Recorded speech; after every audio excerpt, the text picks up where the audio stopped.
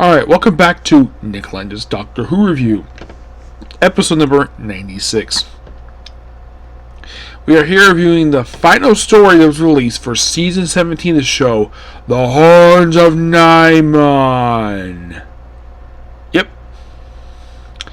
Yeah, a very interesting one this particular season because this season technically didn't have a lot of story with it. Nope, we started with Destiny of the Daleks. And now we're ending on this one. And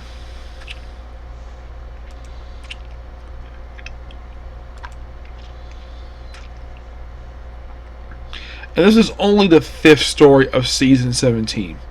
There are two noteworthy things about this one, aside from the fact this is the last one broadcast, so it was not originally planned to be the last one. Now, I should also point out, though, this is the only finale. Now, look at these finales, like for Tom Baker, Revenge of the Cybermen, which ended the first season of his run. I think this one was only 4 parts.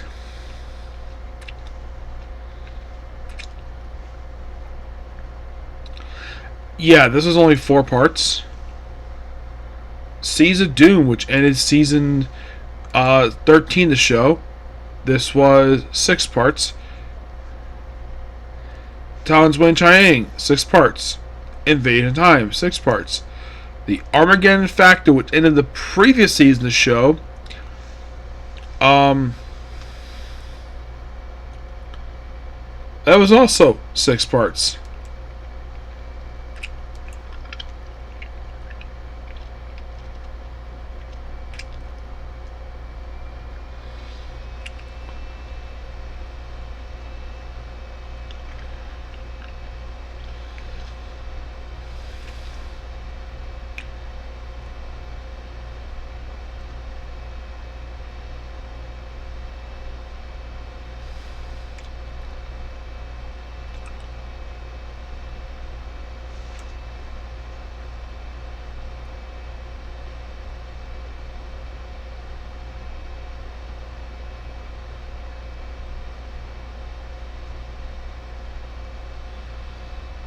Yeah. And this, in a way, was also the first full season for Romana II. Yep. And she will remain in the show after this one, after Shada, which was the next story, for another 5 more stories before she would ultimately leave the show. Yes. There's one other big fact to this one. This story here is also noteworthy being the final appearance in Classic Who of Tom Baker's multicolored scarf. You know, the scarf that first showed up in the episode Robot, which was his debut story. Yeah, this one was the last one that featured it. And of course, basically, the outfit he wore in the story. Last time you see that, because the very next story features him wearing completely different attire. This clothes changed a couple times over the course of his run. But his last season, oh boy, it was a massive change. This one was also worthy for the last. There are 2 other fun factors. This one, it is the last time we see the diamond logo for the series until just a little over a year ago, and the remix theme from the 1967 run. Because I remember from the next season's show is that the music itself would later be also used, be basically the music used for the 5th Doctor series. Yeah. So this episode, like I mentioned, is only 4 parts. It is the first finale that aired that was 4 parts since Revenge of the Cybermen. Because all the ones before this were all 6 parts. And also, this last one to be, even though that Douglas M quit with the last, this was technically the last one with him attached to it. Because starting with the very next season of the series, we have John Nathan Turner take over. Yep. Now, I've also mentioned about Shada was supposed to be the finale, but due to a production strike, that didn't happen. And the film was never finished. So, starts out with this young co-pilot trying to get, because he's basically just whining, complaining about, oh, we need modern technology, we need a new ship. And he's like, yeah, we'll get a new ship once we drop our cargo. He's like, oh, we'll be there in 6 hours. I was like, oh, they'll attack the computer. And then he tries to do it. And the captain is killed in this crazy attempt. And then the TARDIS, by the way, it's the first story you don't hear dematerialize. Well, in story, there's a reason why for that. And the reason is the Doctor took the TARDIS apart in this very story. Don't worry, it'll be like there's no mention of, by the way, the whole thing, there's also mention about the randomizer. And that was a thing established at the end of the previous season show. It's been occasionally referenced. This episode's not mentioned at all. You don't see it on the panel. And then with the very next story, it's gone. Yeah, well, the very next story aired anyways, which was basically Leisurely High. Basically, the last time we see the randomizer. I'll talk about that. I'll talk about Leisurely High, which that will be next to talk about, because I decided to do a little bit extra time with this one, because I do want to finish up Romana's time in this show, which I only have 2 stories left, so why basically go back to Jasmine now when I have only 2 stories left to do? And also the last 2 stories being the last stories of the cover for the next season of the show, season 18 of the show. Also, with this particular season, this also is the 3rd season I've fully covered for Tom Baker. Actually, I believe this is the, let's see, 1, 2, actually no, this is the 4th season I've covered for him, because I covered the entire 1st season of the show. I have also covered seasons 15, 16, 17. Not many full seasons I've covered for the show, per se. Not really. John Pertwee, I have only covered for him just the opening, his 1st season and his last season. Yeah, his has got like 3 seasons left and he's done. Tom Baker, with this very story finishing up, I have only 1, 2, about 3 stories left. Yeah, season 14 has got roughly 2 stories with it left to go, and then we're done. Yeah.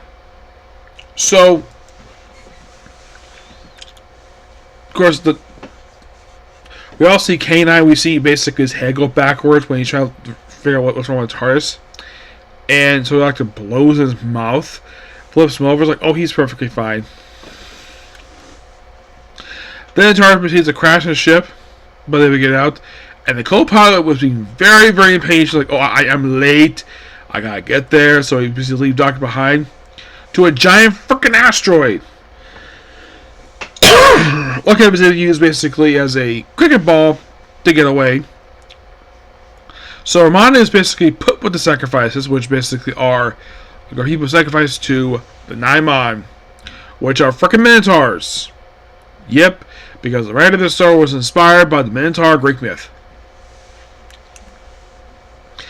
And then we see the planet Skaros. No, not Skaros. This is Skaros. That's the name of the planet. We see this guy come out of this wall, who reminds me of, I kid you not, Ming the Merciless from Flash Gordon, with the weird goofy collar, and also reminds me of the Master, the version of the Master from the Doctor movie from the 1990s. Yes, seriously, it's like, oh yeah, let's have this hype. They say he's a scientist, and he's more like a high priest. And the man has got goofy. The outfit's so goofy, and when we see the Nimons, it's just a guy in a suit with his weird big bulky head. Also, apparently, that their horns can shoot energy beams. At one point, oh yeah, the sacrifice will be lost, and then from, oh yeah, the ship actually arrived. And because the fact that the high priest can tell the fact that the guy is lying about being late, and of course Romana tries to explain it, but he seems like he's a bit sexist. Because he probably thinks that the Romana is one sacrifice, and something she really isn't. Of course, Princess people have to be think, oh, he's been chosen to kill the Nimon, even though he really do it all. So a lot of the story is basically when Doctor arrives, he has a chat with him, with basically the High Priest, which I barely knew his name. He's like, you're him? Like, yep. And they chat for a while, and then he tries Doctor arrest. The Doctor gets away. He's like, yes, I can surrender. He has to basically flee from the bad guy of the story. Actually, more like second antagonist. So then he goes to the area where Nimon is, which is like another dimension of a maze. So a lot of the story after that is basically like we and by the way, don't see the people here on this planet. We just see his second command, obviously.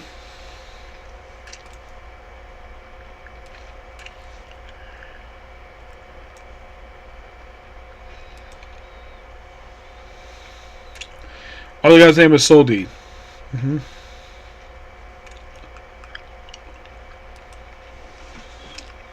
And Sorg is basically captain the guards.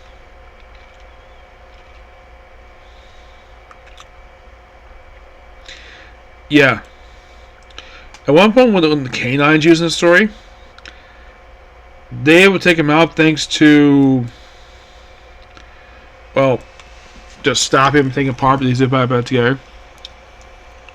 So what's Nimon's plan? Simple. Drain the planet of all its resources for energy. This is one planet previously we're on, which we don't find out there's more Nimon until like part 3 of the story. So a lot of story is this: running around the same corridors over and over again, running Nimon, run away from them, occasionally shoot at them.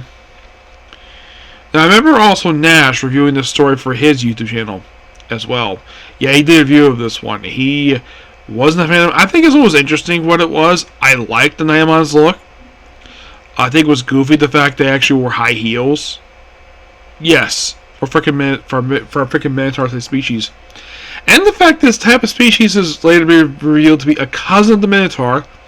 And also we got similar. I remember I watched the story, and I see a similar looking creature pop up during the 11th Doctor story.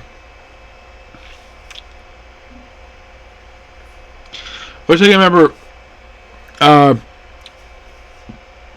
think it was a Matt Smith Doctor, where he points out this is very similar to Nimon, but wasn't exactly Nimon's species. This is the horns remind me a lot of the horns now, because I watched this story before that story came out.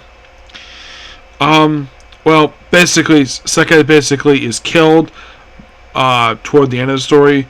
Nimon pretty much at one point you go to the planet, we see like what their true thing is. Oh, and the air planet, it's literally just the same as that complex. It's covered in tubes. It was like this was just the next room. But I do like Tom Baker's acting here. I think his performance was really good. Everybody's acting was fine. I think that probably the most over the top was probably Sekka. His second command is pretty useless in the story. Yep. But it was 4 parts. I was surprised that the last part was like almost 30 minutes. I was kind of surprised by that, seeing that again. I, of course, have seen this story once. I saw the story like years ago, like over 10 years ago I saw the story. And I wasn't really impressed by it. I don't really know. Next story is going to be really, really weird. The next one. The Laser Alive. Yep. But Nimon defeated. Soga basically became leader after basically the other guy is killed. And I'm going to go ranking over 8 out of 10. But my final thoughts on the season, like, how would I rate the 5 stories for Lisa season? And this, of course, like I mentioned, this is the end of Romana's her first year on the show. Like, how would I rate these stories? I would say probably the best ones are the first 2, Destiny of Daleks and City of Death. Creation of Pit is a very interesting story. But it feels like, basically, it reminds me so much of Stones of Blood. Kind of. Nightmare and Indy, Eden, and Horrors now feel like very similar stories. Yeah, very, very similar stories, but not the same exact story per se. We start on a ship, and it goes to a planet, and No, it reminds me of not like a creature pick. Reminds me a little bit of like similar stories, basically. Doctor's done. And Shauna was actually the only other story aside from City Death that was on Earth. Everything else like another planet. Horns and Nimon is set in 2 different locations.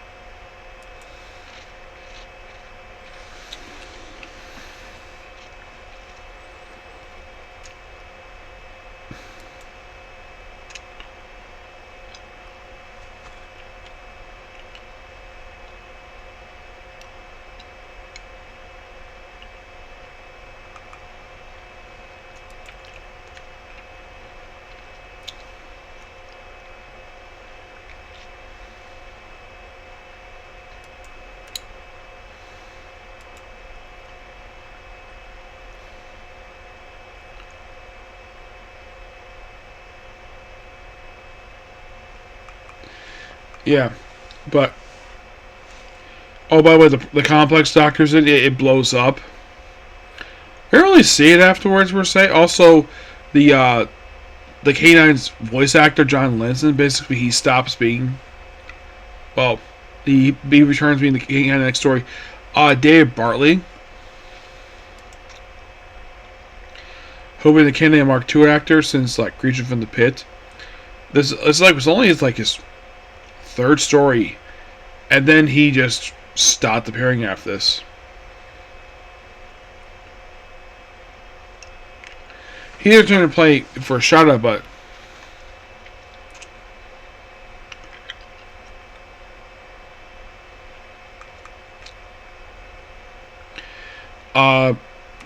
especially because the story was fine. The models look pretty good for this one, but nothing really bad for this one per se. It just that the whole plot related to Nimons was the most not as interesting part of the other side of Star Wars. Yep. Also, the puppet leader was a complete idiot. I was surprised no one punched him or the young pilot who got killed by the freaking Nimon. I mean, this guy killed his captain because he's a complete idiot. Yep. But not much to say about the story. So, tomorrow, hopefully, I get a chance to watch and review The Leisurely Hive. And maybe on Saturday, I might get a chance to watch the final story for this, which is Meliodas. Megalis, I think it's called. Yes, it's the last feature amount before the East Space Roshi. Yep. So yeah, let's pick up a few. Please be sure to like, comment, subscribe, turn notifications, and do this like button. Next up we have is a Comic Corner and McCall Knight. Okay, let's go. Bye.